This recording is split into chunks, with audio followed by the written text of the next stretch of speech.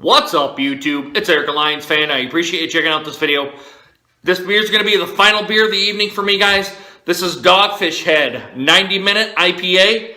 This beer comes in at 9% alcohol by volume and 90 IBUs. Beer Advocate gives us a 94. The Bros give it a 96. A world-class rating, a low. Rate Beer gives us a 100 and a 99 in the style. So I think we've got a good candidate here, guys. A pretty good IPA based on Beer Advocate and Rate Beer numbers. And guys, like I always do, I always go back a year in my videos. Guy Fryer said that he liked it, although he preferred the 60-minute IPA over the 90-minute IPA. And I can't remember if I've had the 60-minute or even the 30-minute IPA. I can't remember if I've done those. I'm going to have to go back and check my video logs to see if I've done those. Beard Cigar Beer. That's his. That's the YouTube name. He said that he liked it. Kentucky Brew Reviews. Now, Radar on Kentucky Brew Reviews gave it a 7.5, which is a C on my scale. Said he would rather, he'd like to pick up a 4 or 6-pack, whatever this comes in. And Thane Boyson gave it a 3.5 out of 5, which that's also a C on my scale. So, kind of a little bit differing of opinions here, guys. They seem to like the less body of the 60-minute IPA, although I'm kind of into these multi-style IPAs, so this one is probably going to be right up my alley. Guys, I did not go to their website to see what kind of hops that they use on this beer, and I do not see I don't see a bottle or a canned-on date on here, although I'm kind of putting it to the light right now, and I'm not seeing anything, although it may be on here. I'm just not looking at it, but we'll go ahead and we'll look at it when we go to the pour the beer out, and I'll check it here a little bit better. But guys, I really don't have much else to say with this beer. I do want to do a kind of a little, I guess you could call it a programming note here on my YouTube channel. I'm going to be gone for a week, guys. I'm going to do some hunting. Hopefully if I get a deer, I'll be back soon. But my parents live an hour down the road. I'm not going to be here at the house. I'm going to be down at my parents' place. Hopefully get a nice deer or at least a doe to put some meat on the table for me. I like white-tailed deer meat. We call it venison up here, which venison is pretty much just anything that isn't beef that's commercially provided. That's just my own personal opinion, guys. I like the gaminess of the white-tailed deer meat. So hopefully I'll have something here. But well, let's get off that spiel, guys. Let's go ahead and dive into this beer. So I'm going ahead and see if it's a twist off. I don't think it is. I think you've got to, yep, you got to go ahead and use a bottle opener for this one. Let's go ahead and crack the top and see what we got, guys. Nice hiss, very nice hiss. Got some smoke going up here. I don't know if it'll catch it up here on the camera. I'm going to give it my aggressive pour like I always do. Not too much smoke. It may come up there on the camera. Thank you, Samuel Adams, for the Sam Adams glass from your Boston Lager for last Christmas. Actually got 4 of these. There we go. Let's go ahead and put it right to there. All right, guys. I can see a bunch of bubble streams already coming up. Presentation as a white head, small, medium bubbles on the top. Maybe starting 1 or 2 large bubbles, not very much. With that kind of a non-aggressive pour there, really. Got a little bit of 2.5 finger head there. Small bubbles around the side here. As you can see, guys, it's a nice kind of amber copper color, kind of a light copper, I would say more to the rust color on this beer. As I hold it up to the light, guys, I'm getting a hell of a lot of bubble streams coming up, quite a bit. The head is sticking around quite a bit for a 9%er. I'm quite impressed, I will admit, I'm impressed in this Samuel Adams Boston Lager glass. I'm getting some, probably looks like a little bit of hop haze, but I can see through it. So let's go ahead and dive into this one. Let's get a nose on it. Let's see what we got. Ooh, kind of this is kind of, to me, more the floral style hops more than the citrus style. I'm getting a bunch of floral notes. There is some citrus notes. And I'm getting more, not really the grapefruit. I'm kind of getting the melons, like a musk melon style, a pineapple, very, very light. Nice sweet on the nose, that's the malt presence coming through. Very nicely done. I got to admit, this is very nicely done. There's not a big overpowering punch of the citrusy or the floral style hops. All right, guys, I'm ready to dig into this beer. Let's go ahead and get a mouthfeel on it. Bottoms up, guys. Cheers.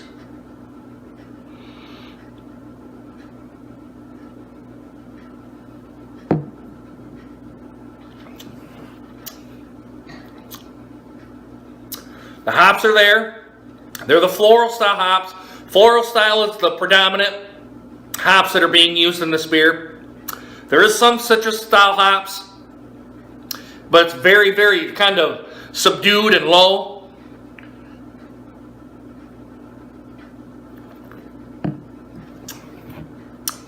It's crisp, it's refreshing, I got to admit.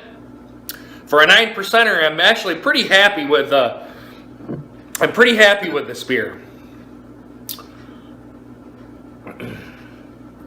Alright guys, I'm going to check for a bottle on date on here. I don't see one right now. For these style of beers, guys, it's a very, very important to have a bottle on date for these IPAs. 90 to 120 days is kind of what I say. But I don't see one.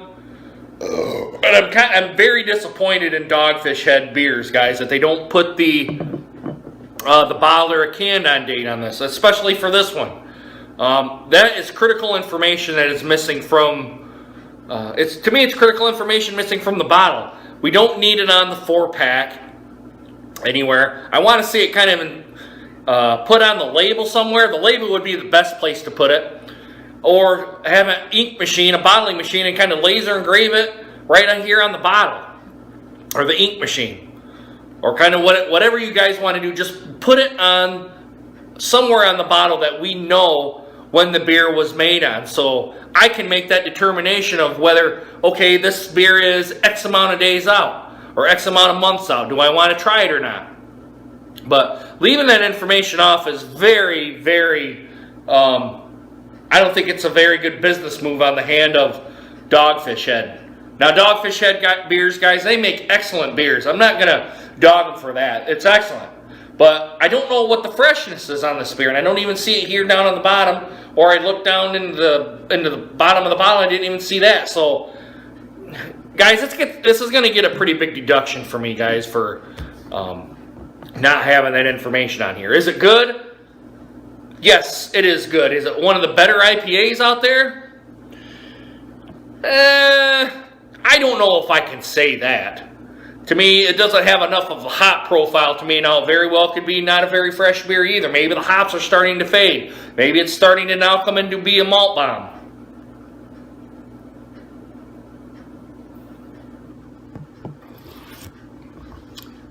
I think the beer's good.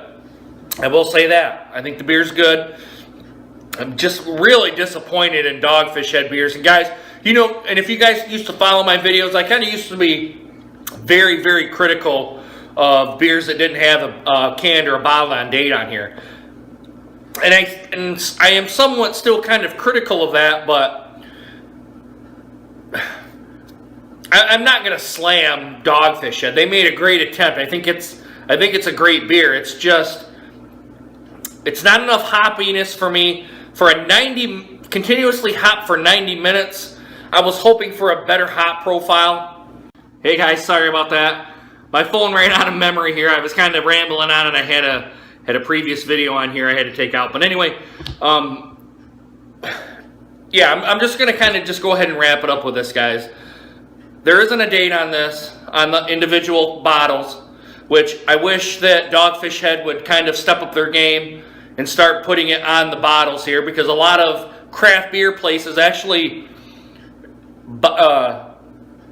sell more individual bottles, at least here in Michigan, sell more individual bottles than they do a 4 or 6 pack. So I think it's to their advantage if they put the bottle on or a canned on date on these things. There's not enough hop profile for me. I don't know what the freshness of the beer. Maybe this is what it is, or it may have a bigger hop profile. That's the reason why we need these bottled on dates. But yeah, I think it's very good, guys.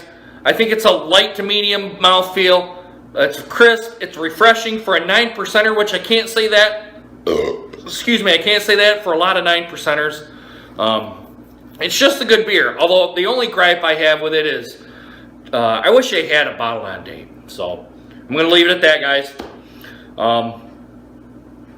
I think the beer is a B+. I'm going to give it an 88, a B+. I don't think it's to the A category based on the information that I know and the mouthfeel and the aromas. I don't think it's and it's just more or less the hop profile. That's the big turn-away with this beer. Being continuously hopped for 90 minutes, I was hoping for a bigger hop profile, and I'm not getting that. I'm getting more of a maltiness than I am a hop profile. So, anyway, guys, let me know what you guys think of this Dogfish 90-minute IPA. What do you guys give it? Do you guys give it A, B, C, D, or F? Go ahead and put it down in the comments if you've had this beer before. Also, do a like, subscribe as well. And as always, guys, if you've had too much to drink, please get a designated driver. You guys know my spiel. I'm not going to go through the spiel again with this beer. You guys know that just to sleep off your buzz and go get your car in the morning. Just do it, guys. In this day and age, you're just not going to get away with driving drunk. So, anyway, guys, I hope you guys enjoyed this video and hope to see you guys again soon. And I hope I have a deer here, whether it be a doe or a buck. I'll go ahead and put it up here and I'll upload it to my channel. So, take care, guys, and I'll see you guys next week. Deuces.